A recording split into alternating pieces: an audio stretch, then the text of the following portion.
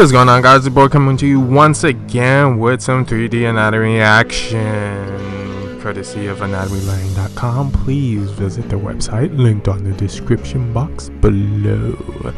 And I probably have some boss music playing in the background right now for this intro because we're about to take on the final boss of our investigation into the lower limb, which are the blood vessels.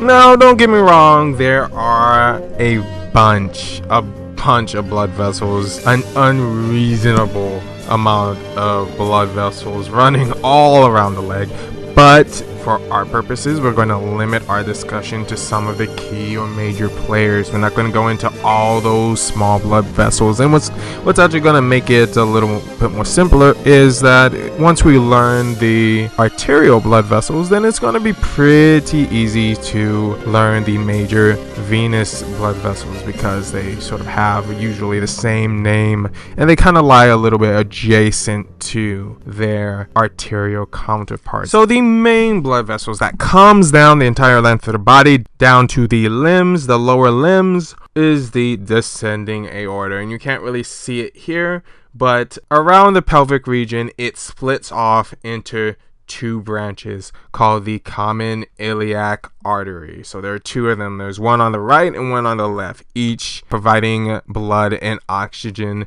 to either limb. Now, the first time the common iliac artery branches off, they're going to receive two new names.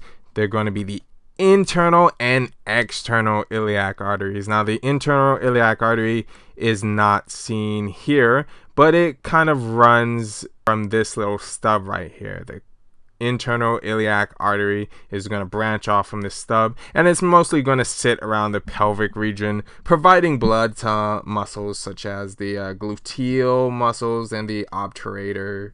As for the external external iliac artery, it is going to transition into the femoral artery. The femoral artery, that big major artery that's going to go down your leg. Midpoint of the inguinal ligament is when this iliac artery experiences the name change to the femoral artery. Technically, it's the same artery, really, but it just experiences a name change.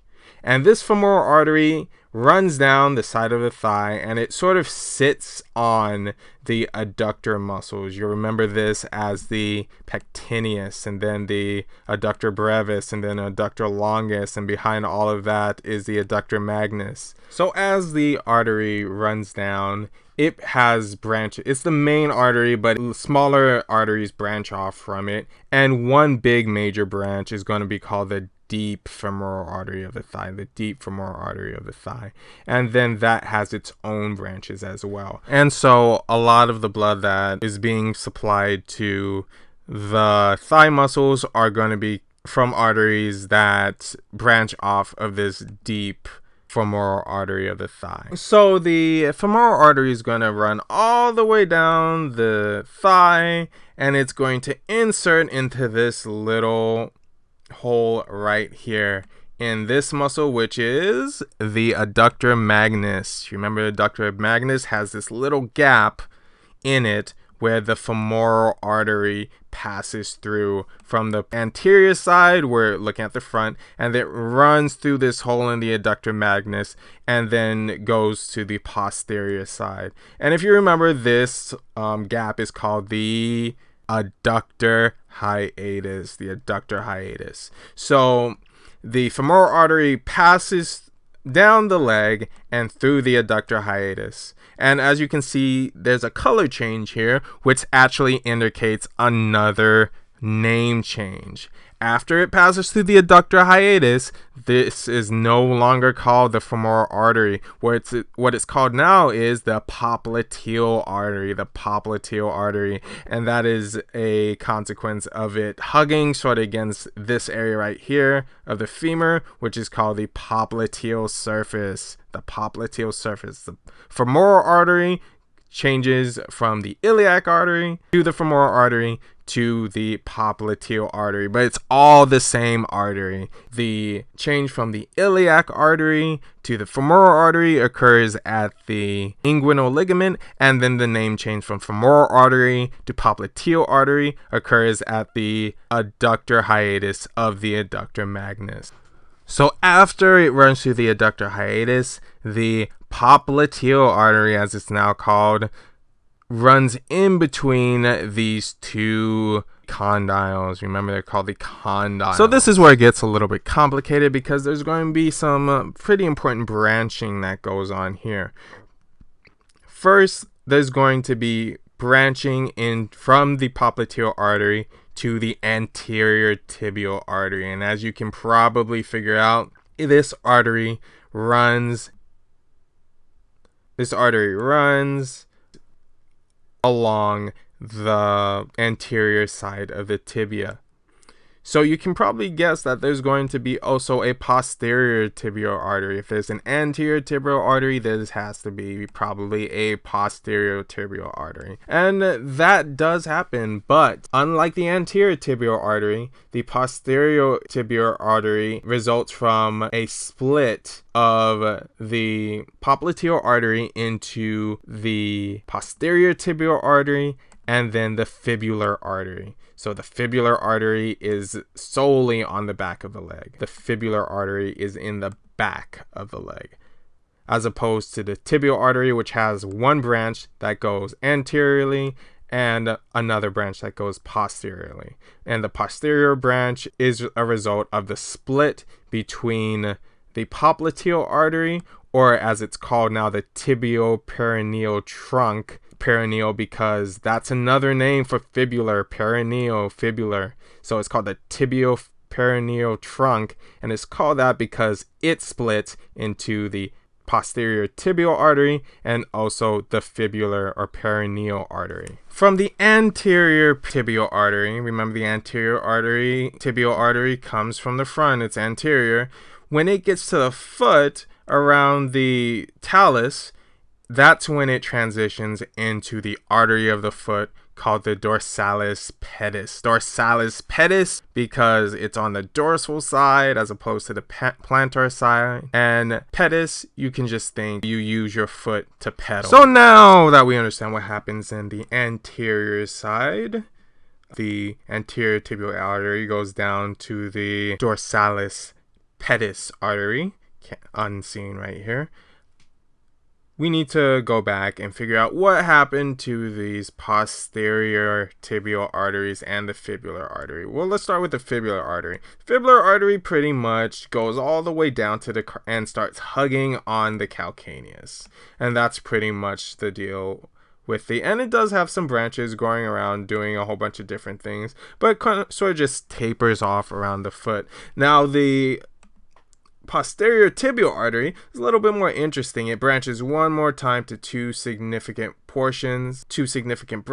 That is the medial plantar artery and then the lateral plantar artery. Remember, this is medial, the green one, and the lateral plantar artery is the yellow one. So what you can see here is that the medial plantar artery is going to end up providing some vasculature to the hallux, and then the lateral plantar arteries are going to branch off and provide some vasculature to the other digits. So that's really it. That's all that I want you to know for now for all the arteries of the leg. So guess what, guys? We are actually done with this section. You might say, wait, aren't we going to do the veins? Well, we actually kind of already know where and what the veins are. Every one of those major arteries has a venous counterpart. So the femoral artery over here has a femoral vein at the same area, which transitions into the iliac vein at the same point.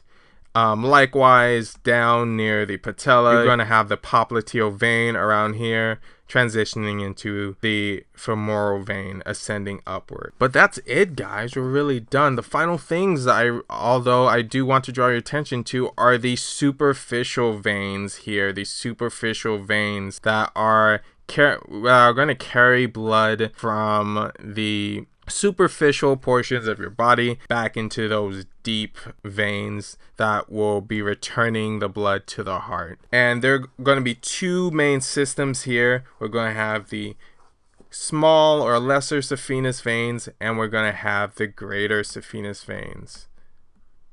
The greater saphenous veins. And the difference between them, here's the lesser saphenous vein here, and the lesser saphenous vein is going to run on the posterior portion of the leg and travel deep until it hits the popliteal vein, which is going to be right around the same area as the popliteal artery on the back of the knee. And that's going to be opposed to the greater saphenous vein, which is pretty much going to take blood all along the leg from everywhere else superficially, and it's going to travel deep, and it's going to finally merge with the femoral artery. So the lesser saphenous vein is going to merge with the popliteal, and then the greater saphenous vein is going to merge with the femoral vein. I think I might have said femoral artery before. The femoral vein. Give me a break, I'm tired. But that's it. So feel proud of yourself, guys. I know I am tired, and I'm just gonna feel accomplished that, you know, we finished. We've gone on this training together for the anatomy of the lower limb, and we came out on top. We came out superficially with these superficial veins on top. All right, guys. So I'll let you enjoy this final boss music one last time, and I will see you pretty soon. All right, guys. Take care. Have a great day.